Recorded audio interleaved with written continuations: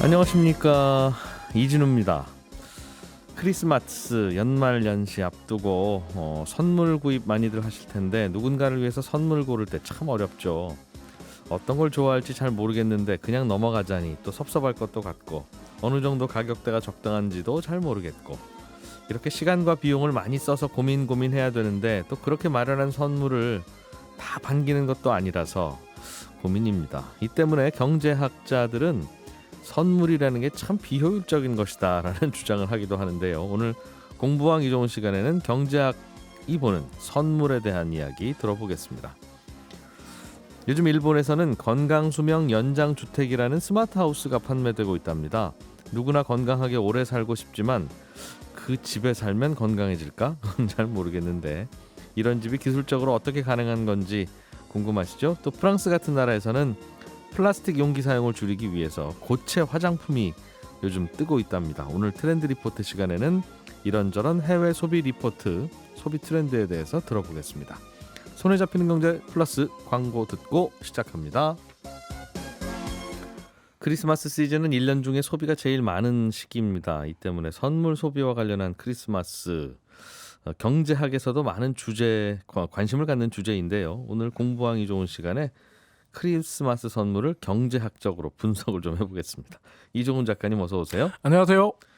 크리스마스를 주제로 쓴 경제학 논문들이 있습니까? 네, 책도 있고 논문도 있더라고요. 사실 크리스마스 시즌을 앞두고 무슨 주제를 이야기하면 좋을까 고민하다가 혹시 크리스마스와 관련된 경제학 논문과 책이 있나 검색을 해봤어요. 그랬더니 대표적인 사람이 이제 미국의 경제학자인 조엘 왈드포겔이라는 사람인데 이 사람이 1993년에 예일대학교의 경제학과 조교수였던 시절에 크리스마스의 사중손실이라는 논문을 발표해서 학계의 주목을 끌었고 이때부터 사실 조엘 왈드포겔의 이 크리스마스의 사중손실이라는 논문이 나온 이후부터 사실 경제학에서 크리스마스와 크리스마스 선물 소비에 대한 관심이 좀 많이 높아졌더라고요.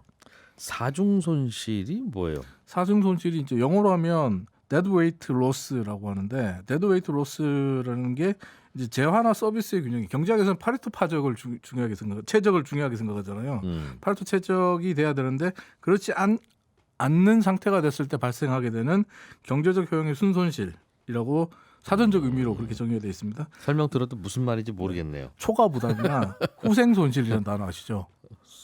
잘 모르겠어요. 하여튼 손실은 압니다. 손실입니다. 손실은 손실. 알아요. 나쁜 거라는 건 알겠어요. 낭비된 사라진 손실입니다. 이렇게 생각하시면 됩니다. 사실 그래서 손실에 대해서 얘기를 한다고 하니까 제 주변의 사람들이 말리더라고요. 크리스마스 같이 좋은 날 선물에 손실이 발생한다고 얘기하면 어떡하냐 라고 하는데 하여튼 크리스마스 선물은 뭔가 손실인 거다 그런 뜻인가 봅니다. 왈드포겔의 주장에 의하면 크리스마스 선물을 사서 전달하는 그 상대방에게 이제 전달을 하는 그 순간부터 이제 손실이 발생한다. 그런 거예요? 이렇게 보더라고요. 이야기를 좀 들어보죠. 이번에 이야기를. 이 논문의 이제 아이디어가 어떻게 시작됐냐면 자신이 이제 예일대에서 가르치고 있던 학생들과 크리스마스 선물에 대해서 이야기를 막 하던 중에 왈드포겔이 크리스마스 선물이 뭐가 좋을까 이런 고민들을 다 하잖아요. 학생들도. 그런 고민을 하는 걸 듣다가 이게 경제적으로 정말 최적의 효용을 갖고 있는가. 이런 고민을 하기 시작했다 그래요. 그래서 86명의 대학생들에게 86명의 학생들이 받았던 크리스마스 선물에 본인이 얼마까지 돈을 낼 용의가 있냐. 내가 받은 선물에 내가 만약에 돈을 주고 산다면 얼마 정도 지불할 용의가 있냐. 이걸 물었다고 해요. 내가 어떤 선물을 받았는데. 그랬더니 학생들이 대답한 액수가 실제 선물 가격의 평균인 $438가 평균 가격이었는데 그보다 훨씬 적은 $313를 지불하겠다라고 밝혔다고 합니다. 그러니까 얼마짜리인지 모르는 선물을 줬더니 야 이거 너 크리스마스 축하해. 그리고 나서 너 근데 이거 얼마짜리일 것 같아? 네가 돈 주고 샀으면 얼마까지면 살 거야? 이런 질문한 거군요. 네, 그렇죠.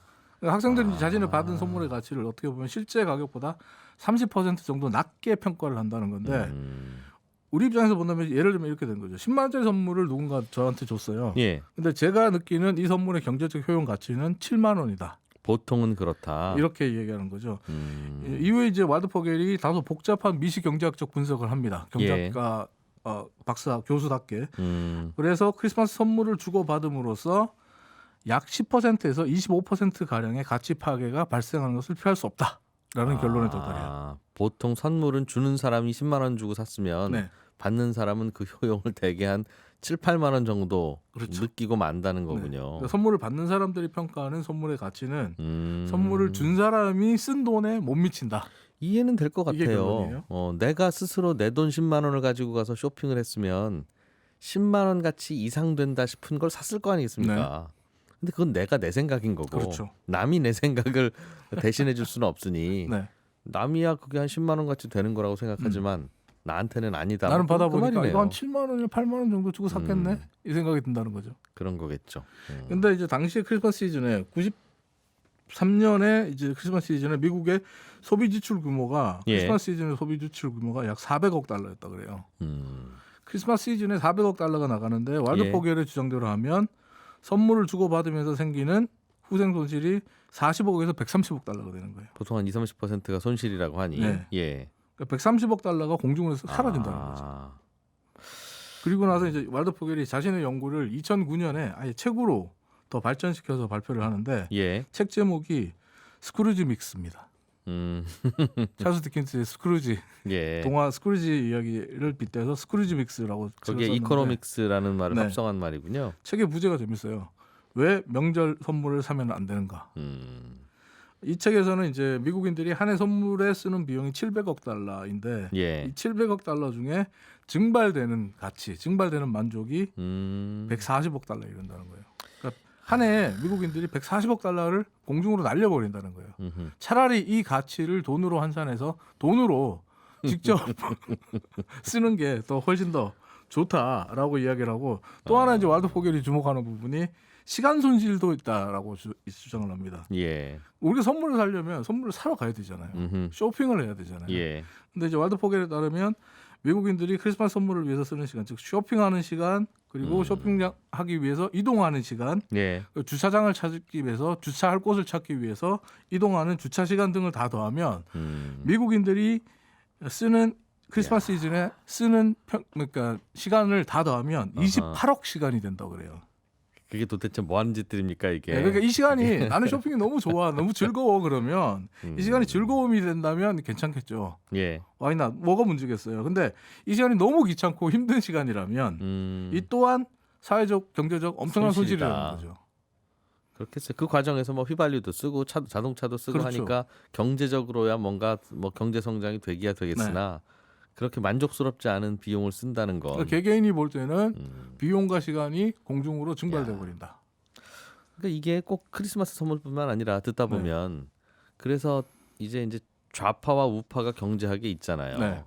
결국은 국민들 잘 살게 해주자는 얘기인데 이 얘기 들어봐도 그렇고 저 얘기 들어봐도 그렇고 이제 왼쪽에서는 그걸 적극적으로 정부가 그 돈을 써야 된다는 얘기고 오른쪽에서는 그걸 정부가 쓰지 말고 민간이 기업이 쓰도록 하자는 건데 그러니까 오른쪽 얘기 왜 그렇지? 그럼 욕심 부리고 안 쓰면 어떡해?라고 걱정하면서 들어보면 정부가 대신 써주면 크리스마스 선물처럼 딱 안 필요한데 또 쓰게 되는 그런 손실이 발생합니다. 이제 그 주장이더군요. 네, 맞습니다. 또 있어요. 그러니까 크리스마스 선물을 빗댄 경제학의 이 연구 논문들이나 연구가 활발하게 진행되는 이유 중에 하나가 지금 말씀하신 이유와 또 함께 더해지는 게 뭐냐면 그렇다면 바우처로 지급할 거냐? 복지의 혜택에서 바우처를 지급할 거냐, 현금을 지급할 거냐. 이 논란을 크리스마스 선물에 빗대서 많이 이야기를 합니다.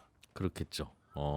편의점 도시락을 사 먹을 수 있는 쿠폰을 줄 거냐, 아니면 편의점 도시락이 하나에 뭐 5,000원이면 그냥 5,000원 현금을 주느냐. 이 문제를 크리스마스 선물과 관련해서 빗대서 경제학자들이 많이 연구를 해요. 그래서 크리스마스 선물 관련된 좋기야 뭐 현금이 제일 좋죠. 뭐. 근데 답은 아직까지 못 내리고 있어요. 우린 밥 안 먹고 그냥 소주 한잔 하고 그렇게 넘어가고 하고 싶기도 하니까. 그렇기는 한데 그러면 크리스마스 선물은 하면 할수록 손해다. 이게 논문에 거친 주제이자 결론이라면 그렇죠. 규모가 커지면 커질수록 더 그럼 큰 어떻게 합니까? 사라진다. 그러면 뭐 선물을 안 할 수는 없잖아요. 이게 또 이게 주고받는 정이고 재미고 그게 인생이지. 왈드 포겔 교수의 말의 결론은 현금으로 주면 됩니다. 우리가 흔히 농담으로 최고의 선물은 현금이다, 캐시다 라고 이야기하잖아요. 근데 왈드 포겔이 93년에 이미 현금으로 선물을 대신해라 라고 주장을 해왔어요. 근데 현금으로 주라는 게 미국인 같은 경우에 52%의 미국인이 설문조사에서 매년 한 개 이상 원치 않는 선물을 받는다는 조사 결과를 얻은 적이 있습니다. 이 말은 뭐냐면 절반 이상이 크리스마스 시즌이나 혹은 매년 선물을 받는데 네. 이 중에 한 개 이상은 별로 필요 없는. 그렇죠. 어떻게 선물을 매번 네. 취향 저격을 합니까? 네, 나한테 뭐 내가 원하지도 않는 그런 선물들이 온다는 거예요. 예. 금액으로 따지면 이게 83억 달러가 된다 그래요. 그래서 선물 시즌, 크리스마스 시즌이 끝나면 이제 반품 시즌이 찾아오는데 물류 기업인 UPS는 아예 크리스마스 시즌 일주일 후인 1월 2일을 국가 반품의 날로 정합니다. 이때는 반품만 하는 거예요, 거의. 그 정도로 크리스마스 선물 반품이 많습니다. 그러니까 마음에 안 드는 선물도 그만큼 많다는 거죠. 그러니까 반품까지 더해지면 왈드 포겔이 말했던 사중 손실에 또 손실이 또 발생하는 거예요. 그래서 현금으로 주자. 그러니까 아예 이럴 거는 현금으로 주자. 현금은 반품이 없잖아요. 그러니까 선물 대신 또 현금을 주면 받는 사람이 그 돈으로 자기가 원하는 물건, 필요한 물건을 구입해서 만족도를 더 극대화할 수 있다. 이렇게 주장하는 거죠. 그 뭐 누가 경제학 교수님 아니랄까봐 뭐 딱 그냥 어울리는 결론은 초기에 내렸는데. 말씀드렸잖아요. 제 주변 사람들이 야. 크리스마스 선물을 경제학적으로 분석한다는 건 너무 삭막하다. 하지 마라라고 얘기했다고. 그런데 이 교수님 이 주장에 따르면 뭐 틀린 주장은 아닌 것 같습니다만. 경제학적으로 숫자로 다 분석한다면 그러면 각자 야 우리 저 가서 짜장면 한 그릇씩 먹을까?라고 하는 것도 네. 안 좋은 주장이네. 당신은 지금 그걸 먹고 싶을 수 있지만 나는 설렁탕인데 그렇죠. 왜 같이 가서 그럼 당신이 사라고 하더라도 그 산 사람이 낸 짜장면 값이 10,000원이면 10,000원 같이 못 하는 거죠. 그렇죠. 그래서 제일 나쁜 게 사장님이 중국집 가서 알아서 먹고 싶은 거 다 시켜. 난 짜장면 이렇게 말하는 게 제일 나쁘다고 하는 거죠. 통일.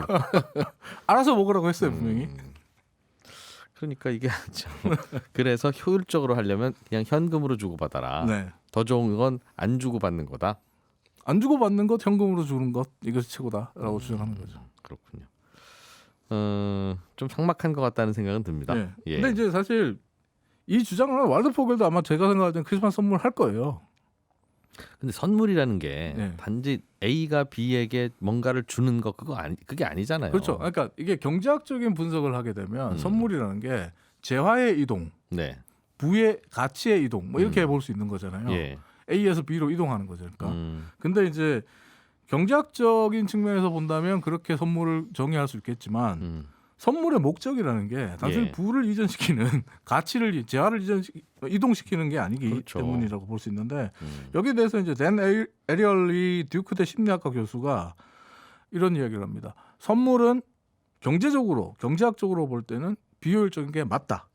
하지만 사회학적으로 볼 때는 효율적이다. 네. 라고 주장을 합니다. 그러니까 선물이 인간적인 유대관계, 공동체 네트워크, 사회 네트워크를 확장시키고 유대관계를 더 끈끈하게 만드는 기능을 한다는 거예요. 그렇게 보면 사회적 비용이라는 측면에서 보면 선물은 효율적인 제도다. 효율적인 어떤 점에서요? 물건이다. 이렇게 얘기를 하는 거예요. 사회학적으로 선물이 어떤 기능을 하는데요? 일단 사람들의 인간관계가 유대관계가 좋아진다는 거예요. 공동체 간에 그러니까 갈등이 발생하면 그 갈등을 해소하는 비용이 들어가잖아요. 아, 선물을 주고받으면서 친해지니까. 친해지고 사람들의 관계가 좋아지면. 그러니까 아까 경제학과 교수님도 그건 알겠는데 선물을 구하러 다니고 힘들게 해봐서 골라봐야 어차피 만족 안 하니까 네. 그 돈은 현금으로 주세요. 그러니까 에리얼리 교수도 경제학적으로 보면 비효율이다. 예. 인정하잖아요. 아, 그런데 현금으로 주는 건 뭔가 사회학적으로도 보면 그것 나쁜 방법이다. 네. 그건 효율적이지 않다라는 거죠. 그리고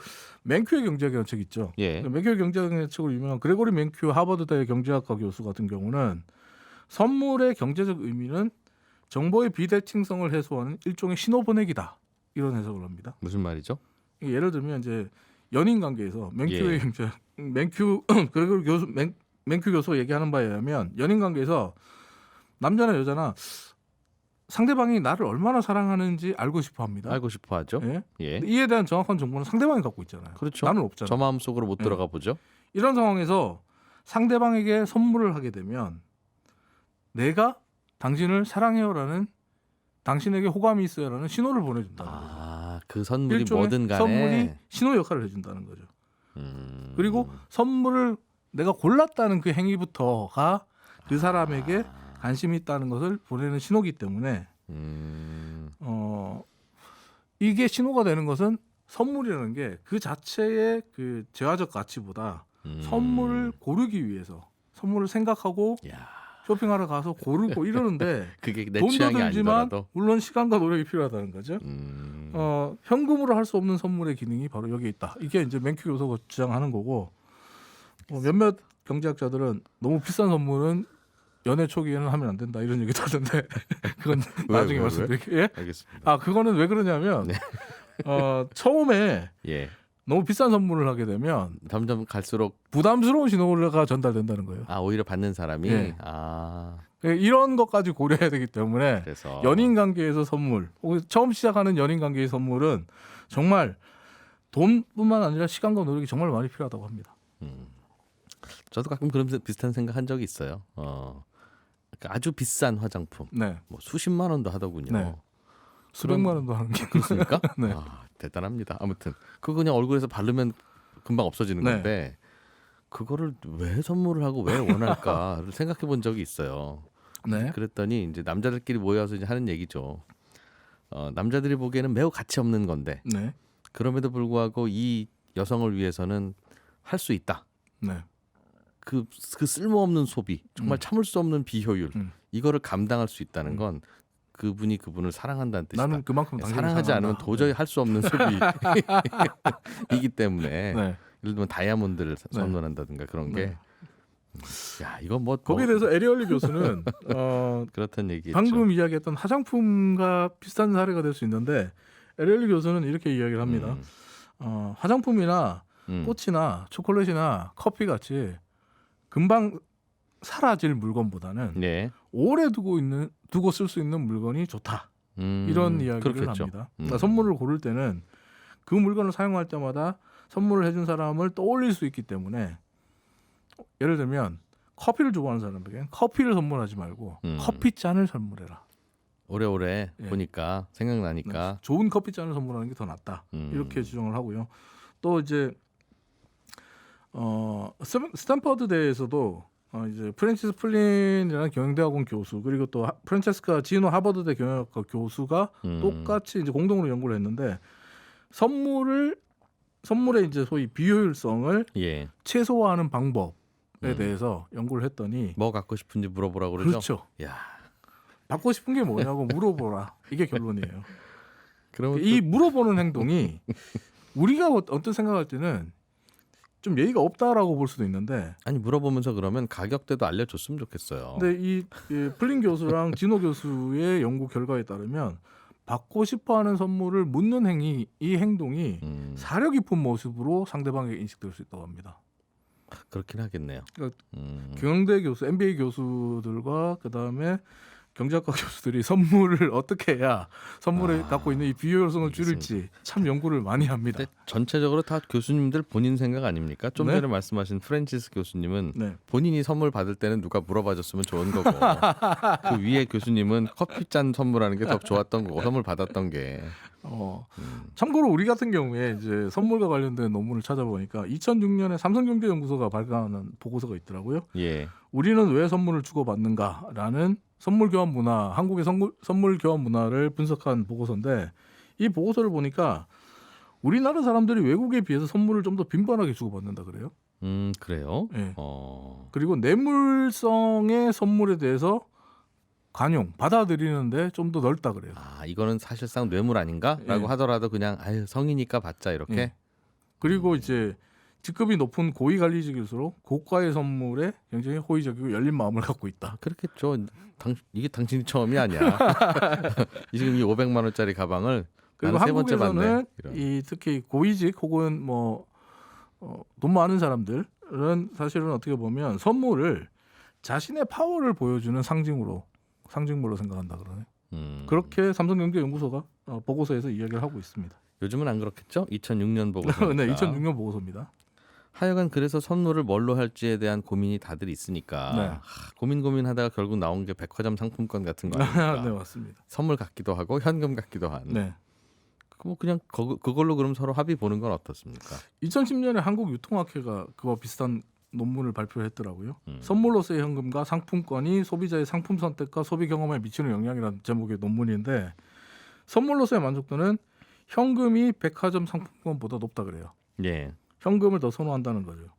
근데 소비 경험상의 만족도는 상품권이 현금보다 높다. 이렇게 얘기합니다. 무슨 말이냐면 현금을 선물로 받았을 때는 이걸 뭐 생활비나 아니면 내 술값이나 뭐 다른 잡비로 용돈으로 쓰게 되는 경우가 많지만 상품권은 그동안 사지 않았던 필요하지만 사지 않았던 선뜻 사지 않았던 상품을 구매하기 때문에 이런 결과가 나온다 그럽니다.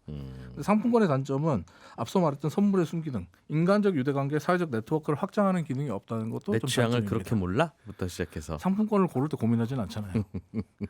이 기자님은 뭐 크리스마스 선물 준비하셨어요? 저는 선물을 해보기도 하고 받아보기도 했는데 네. 선물을 할 때가 더 행복하더군요. 그래서 그걸 네. 다른 분들에게 양보하기로 했습니다. 오늘의 결론은 선물을 하는 걸로. 선물은 하는 겁니다. 공부왕 이종훈 작가였습니다. 고맙습니다. 감사합니다. 저희는 잠시 후 2부에서 돌아오겠습니다. 네, 요즘 나라 밖에서는 어떤 소비 트렌드가 나타나고 있는지 오늘 트렌드 리포트 시간에 또 몇 가지 흥미로운 트렌드를 묶어서 소개해드리겠습니다. 로그인디 조현경 대표님 어서 오십시오. 네, 안녕하세요. 예. 꼭 연말이 돼서 드리는 말씀은 아니라 저희가 사실은 손에 잡히는 경제 듣는 많은 이유 중에 하나가 세상 돌아가는 거 놓치지 않고 좀 배우고 들으려고 그러는 거 아니겠어요? 네.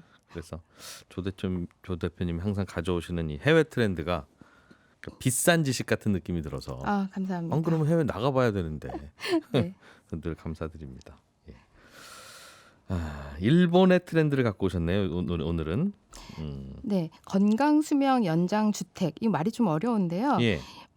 건강하게 살 수 있는 일종의 스마트 하우스입니다. 이 일본이 스마트 하우스를 판매하기 시작했다고 하는데요. 와. 예, 일본은 사실 오래 전부터 스마트 하우스 컨셉을 연구하는 기업들이 많이 있었습니다. 스마트 하우스라는 게 그러니까 집이죠, 집 주택. 맞습니다. 주로 이제 스마트폰이나 집에 설치된 인공지능 스피커를 통해서 그 집안에 있는 주방 가전제품이나 주택 시설들 이런 것들을 제어하고 예. 뭐 밖에서도 이용할 수 있게 이제 뭐 미리 퇴근 시간에 맞춰서 뭐 냉난방을 켠다거나 뭐 이런 부분들을 개발을 해 왔었는데요. 각종 IT 기술들이 접목된. 맞습니다. 그런데 최근에는 여기에서 더 나아가서 거주자가 좀 더 건강하게 살 수 있도록 집 환경을 분석을 하고 그에 따라서 자동으로 설정을 변경해 주거나 그러니까 거주자가 알아서 변경하는 것이 아니라 예. 집이 스스로 환경을 분석하고 그 분석된 환경에서 지금 창문을 열어야겠다. 에어컨을 틀어야겠다. 뭐 난방을 조금 더 해야겠다. 이런 부분들 집 스스로가 분석하고 판단해서 실행하는 그런 집입니다. 그러니까 좀 더 건강에 초점을 둔 다양한 기능을 담고 있는 거. 맞습니다. 그럼 예를 들면 어떤 기능을 갖고 있는지가 궁금한데요. 네, 진화가 된 스마트 하우스에서는 실내 온도나 습도 또 공기 상태를 모니터링해서 환풍기를 켤 것인지, 뭐 공기청정기를 켤 것인지, 또는 냉난방기를 작동시킬 것인지 이런 부분들을 하는데 이에 앞서서 이런 그 가전 제품을 뭐 이렇게 실행하는 것보다 창문을 열어서 먼저 해결하는 게 더 빠를 것인지까지도 분석을 하는데요. 이런 거는 일기예보 데이터도 같이 이 수집을 해서 창문을 열어서 빨리 환기를 시키는 것이 우선인지, 근데 창문을 열어서도 안 되면 뭐 공기청정기나 에어컨이나 이런 것들을 이제 실행을 시키는 건데요. 말 그대로 사람이 판단하는 것처럼 가용할 수 있는 주변 환경을 모두 활용을 해서 이 스마트하고 건강한 집이 될 수 있도록 스마트 하우스를 꾸미는 것이죠. 그래서 보통 이제 여기에서 더 나아가서 비접촉 센서를 곳곳에다가 설치를 해두고요. 집에요? 집. 네. 그래서 거주자가 이렇게 생활하는 것만으로도 이 거주자의 건강 상태를 지속적으로 측정을 합니다. 그래서 주로 이제 심박수나 호흡수를 많이 측정을 하는데요. 예. 심박수나 호흡수를 측정을 했을 때 이상 징후가 이제 감지가 된다. 그러면 의료기관과 가족에게 알려주는 기능까지 있고요. 예. 위험한 상황에서 구급대가 출동을 할 경우에는 현관문도 원격으로 열어줄 수 있는 기능까지 이렇게 되어 있습니다. 비접촉 센서로 심박수와 호흡수를 측정을 한다고 했는데 이 기술은 밀리미터 레이더라고 하는 밀리미터 파 레이더라고 하는 기술을 주로 이용한다고 하는데요. 이 밀리미터 파 레이더가 주로 어디에 적용이 되어 있냐면 최근에 출시되는 자동차들에 많이 되어 있습니다. 그래서 예. 앞에 전방에 부딪힐 수 있는 어떤 사물이나 이런 것들이 그 감지가 됐을 때 자동으로 브레이크를 밟거나 피할 수 있게 해주는 그런 거를 감지하는 일종의 센서인데요. 이 굉장히 가까운 위치까지 이 그 파장이 그 전달이 되기 때문에 이 파장을 쏜 다음에 그 조사한 그 파장이 다시 되돌아왔을 때 그 측정하는 그 박동수를 측정을 해서 예. 심장 박동수나 호흡수나 이런 것들을 측정을 한다고 합니다. 그러면 거주하시는 분이 굳이 뭔가를 재지 않아도 네, 어디 근처를 돌아다니기만 하면 알아서 그거를 여기저기서 쏴서 네, 맞습니다. 어, 보통 사실 이런 모든 거는 스마트워치를 그냥 차고 있으면 다 해결이 되는 거긴 하거든요. 예. 뭐 심박수나 호흡수 같은 경우에도 스마트워치로 워낙 많은 건강 정보를 얻을 수 있는데 이 스마트하우스는 스마트 웨어러블 어떤 장비를 몸에 장착하지 않고 그냥 집에서 거주하는 것만으로 예. 측정을 하고 데이터를 수집할 수 있는 그런 것까지 가능하게 하는 하우스입니다. 근데 이게 이렇게도 가능해요? 우리 기술이 이렇게 뛰어나요입니까? 아니면 진짜 이렇게 만들어서 판매하거나 팔려는 거예요? 네, 지금 판매를 시작하고 있습니다. 네, 와. 지난 8월부터 판매를 시작했고요. 이 밀리미터파 레이더 기술을 활용해서는 NTT 데이터에서는 그 호흡수와 심박수를 예. 스마트 미러로 측정을 할 수 있도록 그 센서를 거울에다 적용을 했다고 해요. 그래서 이제 거울을 30초 이상 이 거울을 사용하게 되면 예. 이 거울을 통해서도 심박수나 호흡수를 잴 측정할 수 수 있어서. 있다고 하고요. 그래서 이런 여러 기업들이 실제 그 스마트 하우스에 적용이 돼서 사용할 수 있는 기술들을 개발을 하고 있는데요. 이거 혼자 사는 노인들 겨냥한 것 같은데요? 맞습니다. 예, 일본이 초고령화 사회로 진입을 했기 때문에 예. 혼자 사는 고령자들이 많이 있고 이분들을 어떻게 좀 더 건강하고 또 오래 사실 수 있게 할 수 있을까 하는 그런 고민에서 이런 스마트 하우스가 이제 나오고 있는데요.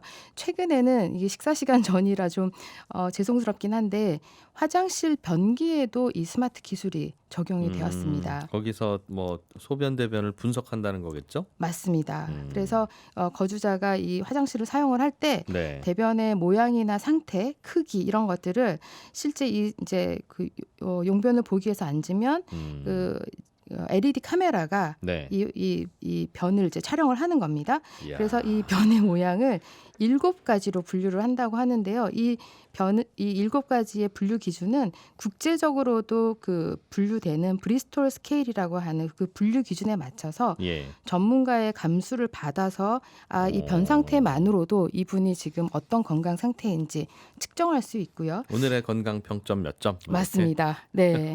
그래서 이것에 따라서 여기에 맞는 식단이나 레시피 이런 것들을 제공을 야. 할 수도 있다고 합니다. 이거 거의 예전에는 왕들에게나 제공하는 서비스 아니었습니까? 맞습니다. 네, 저도 이걸 야. 보면서 이게 예전에 임금의 변을 보면서 건강 이것뿐만 상태를 아니라, 측정했던 거, 네, 생각했습니다. 그냥 뭐 하루에 한 번씩 이 맥박 호흡 좀 재보세요 하면 되는 걸 그거를 다 온 집안에 센서를 만들어서 네. 혹시라도 안 재고 다니실까봐 그렇죠. 그리고 그거 자체를 잊어버릴 수도 있고, 하기야. 네, 그렇죠. 누군가는 계속 잊어버리니까요. 알려주거나 또 인지를 하고 있어야 되잖아요. 스마트워치도 벗어놓고 또 차는 거 깜빡하면 무용지물이니까. 네, 사실 그런 것 같아요. 그 노인들이 이제 나이가 들면 다 잊어버리는 게 많아져서 이런 거 저런 거 다 갖다 놔도 그분이 잊어버리면 답이 없는, 맞습니다. 네. 아무것도 생각 못하고 다 기억 못할 걸 감안해서 만든 그런 장치네요. 그렇군요. 일본의 고령층들이 많아지니까 이것도 뭔가 이제 상품성을 갖추고 트렌드가 되고 있군요. 일본의 고령층을 대상으로 한 스마트 하우스 얘기 들어봤고 또 어떤 것들이 있어요? 네, 이번에는 중국의 젊은 층을 타깃으로 한 비즈니스를 하나 소개해드리겠습니다. 예. 그 중국에서도 젊은 소비층에서 인기를 끌고 있는 서비스가 이 셀프 사진관이라고 하는데요. 우리나라도 뭐 건물당 하나씩 있을 정도로 네. 인생 네컷 사진관이 꽤 많이 요즘 뭐 많아지고 있더군요. 네, 예. 맞습니다. 중국에서도 지금 이 중국에서는 셀프 사진관이라고 명칭을 주로 부르는데요.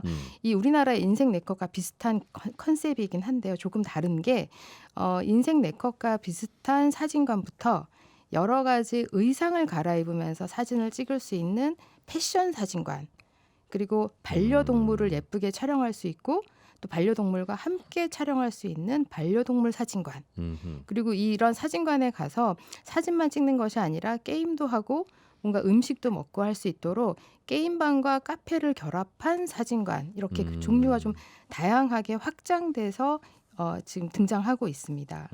여기 가면 사진사는 없고 맞습니다. 카메라와 이제 배경만 갖다 놓고 여러분들이 알아서 찍고 가세요 하는 모양이죠? 맞아요. 그래서 다양한 현장 배경과 그 촬영에 필요한 의상이나 소품 그리고 조명, 뭐 촬영 장비 이런 전문 장비들까지 다 구비가 되어 있는데요. 예. 이용 가격도 보통 시간당으로 많이 받는다고 하고요. 이걸 사실 이런 장비를 다 세팅하고 뭐 의상도 다 구매해서 직접 이 촬영을 한다면 수백만 원까지 들 수 있는데 이 셀프 사진관을 이용하면 몇천 원부터 몇만 원까지 비교적 싸게 이용할 수 있다라는 점에서 소비자들의 인기를 끌고 있습니다. 뭐 휴대폰에 좋은 카메라 요즘 다 달려 있는데 그냥 찍으면 되지 뭐 어차피 셀프 촬영인데라고 네. 생각할 수도 있겠으나 배경이 중요하군요. 배경과 의상, 액세서리가 중요한데요. 그걸 다 살 수는 없으니. 네, 평소에 시도해보기 어려운 의상을 입어보는 기회라는 것에서도 만족도가 굉장히 높다고 하고요. 예. 그래서 최근에는 승무원, 의사, 간호사, 군인, 경찰, 뭐 구급대원 등 아하. 직업을 테마로 한 의상이나 또는 골프나 뭐 펜싱, 테니스, 검도복, 태권도복 이런 그 스포츠 의류들 평소에 잘 입어볼 기회가 없잖아요. 예. 이런 것을 입고 촬영할 수 있는 뭐 패션 사진관 그리고 각 나라별 전통 의상을 입으면서 다양한 컨셉의 의류를 이렇게 입고 사진을 촬영할 수 있는 뭐 이런 것들이 어떻게 보면 일상생활에서의 하나의 이벤트로 자리 잡고 있고요. 예. 이걸 통해서 멋진 사진을 화보집 같은 사진을 얻을 수 있다라는 것이 이 패션 사진관의 그 인기 요소라고 합니다. SNS에 올리려고 이러는 거겠죠? 맞습니다. 여기에서 촬영을 하게 되면 이 촬영한 사진을 프린트 그 자리에서 프린트해서 볼 수도 있고요. 또 이 파일을 그 인터넷으로 이메일로 전송도 해주기 때문에 두 가지 사진을 아날로그 그다음에 디지털 사진 두 가지 사진을 동시에 얻을 수 있다는 장점도 예. 있습니다. 우리나라에 여러 가지 있는 인생 네컷 사진관들도 비슷한 컨셉입니까? 좀 차이가 있나요? 인생 네컷 같은 경우에는 그냥 작은 액세서리가 헤어 액세서리가 주로 그 정도? 많다면 예. 네, 중국은 머리에서부터 발끝까지의 모든 액세서리가 많이 구비가 되어 있고요. 이 사진관도 어떤 그 공간에 대한 투자가 많이 되어 있습니다. 스튜디오처럼. 네. 그런데 이런 사진관들을 운영을 할 때 가장 소비자들이 그 불만족스럽게 생각하는 부분은 청결 유지였는데요.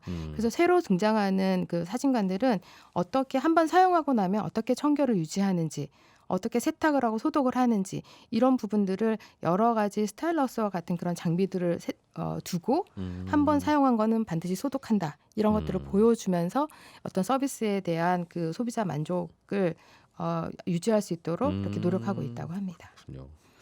우리나라에도 유사한 거 가지고 나오면 좀 더 좋은 많은 손님들 끌어올까요? 아니면 좀 다를까요? 궁금하네요. 이런 예. 컨셉의 그 좀 업그레이드된 사진관들이 우리나라에서도 등장을 하면 인기를 얻을 것 같습니다. 실제로 이 패션 장비에 대한 니즈들이 지금 젊은 소비층에서 많이 생겨나고 있어서 이런 의류를 대여해서 뭐 사진 찍으러 가거나 이런 경우도 종종 그러게요. 있거든요. 네. 저도 경찰복 입고 한번 찍어보고 싶은데. 네. 네. 알겠습니다. 요즘 중국에서 퍼지고 있는 네. 유럽의 트렌드도 하나 좀 소개해 주시죠. 네. 프랑스에서도 ESG를 중요하게 생각하는 소비자들이 증가하고 있는데요. 특히 패키지에 공을 많이 들이던 프랑스 화장품 업계도 이런 소비자들의 요구에 따라서 변화하고 있습니다. 생산 과정에서 동물 실험을 하지 않는 제품 그리고 비건 제품을 선호하고 있고 화장품 포장에서도 친환경적인 용기를 선호하는 소비자가 이제 증가하고 있는데요. 그래서 최근에 그 프랑스 화장품 업계에서 많이 등장하고 있는 신제품의 종류를 보면 고체 형태의 제품이 많이 등장하고 있습니다. 고체요? 딱딱한 거? 네, 맞습니다. 보통 화장품 하면 액체거나 부드럽거나 이런 재질을 크림류인데. 많이 맞습니다. 그런데 딱딱한 고체 형태의 제품이 많이 등장을 하고 있는데요. 고체 형태로 만들면 생산하는 과정에서 물 사용을 거의 하지 않을 수 있고요. 예. 그리고 부피나 무게도 확 줄일 수 있기 때문에 이 포장이나 용기 측면에서도 재활용 가능한 종이나 재생지 또 플라스틱이 아닌 소재를 사용할 수 있다는 장점 때문에 그래요. 이 고체 형태의 화장품이 인기를 끌고 있습니다. 예를 들면 뭐가 있을까요? 뭐 립밤 같은 경우가 대표적으로 화장품에서 고체 형태인데 립밤은 입술 입술에 마를 때 바르는 것. 네. 이미 고체 아닙니까? 맞습니다. 예. 원래 고체 형태로 만들어져서 판매되던 것들의 대표적인 게 사실 비누인데요. 음흠. 비누가 다시 액체 상태로 많이 바뀌면서 예. 뭐 클렌저나 바디워시, 샴푸, 린스 이런 것들이 다 이제 액체로 바뀌었죠. 액체로 바뀌었잖아요. 물비누인데 사실 그거. 맞습니다. 액체로 바뀌면서 용기를 많이 쓰게 되고 부피도 커지고 무게도 예. 늘어나다 보니까 이 배송하는 데에서도 비용이 많이 들게 되겠죠. 그런데 음. 이런 그 샴푸, 린스, 바디 클렌저, 비누 이런 것들이 다 이제 고체로 다시 바뀌고 다시 있고요. 돌아가라. 네. 아. 그리고 선크림 같은 경우에도 예. 우리가 많이 사용을 하는데 선크림도 선스틱이라고 해서 고체 형태로 지금 이렇게 밀어서 바르는 이렇게 쓱쓱 밀어서 바르는 그런 형태로 나오고 있고요.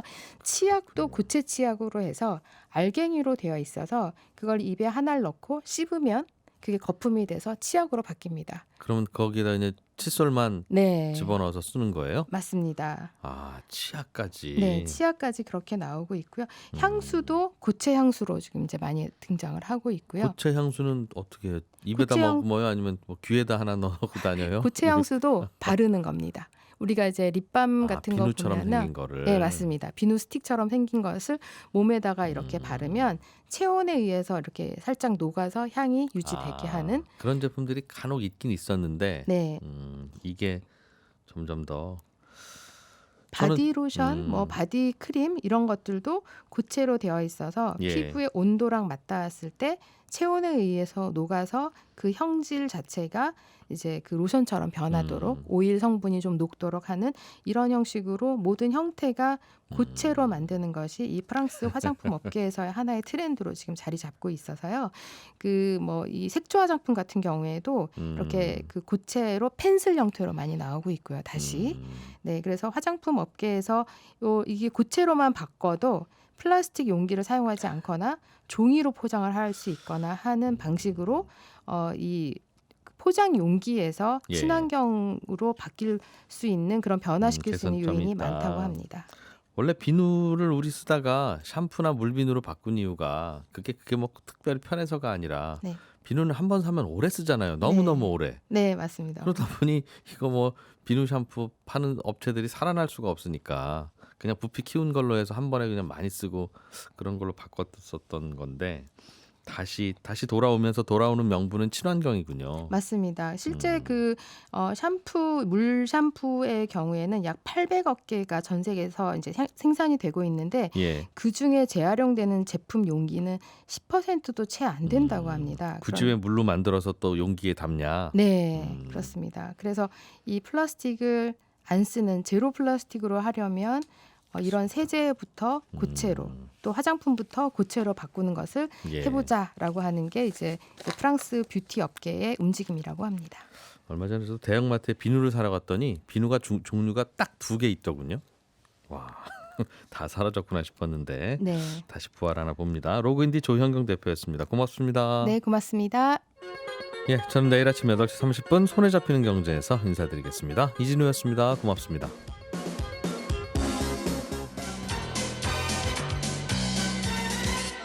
더 깊고 더 재미있는 경제 이야기. 이진우의 손에 잡히는 경제 플러스.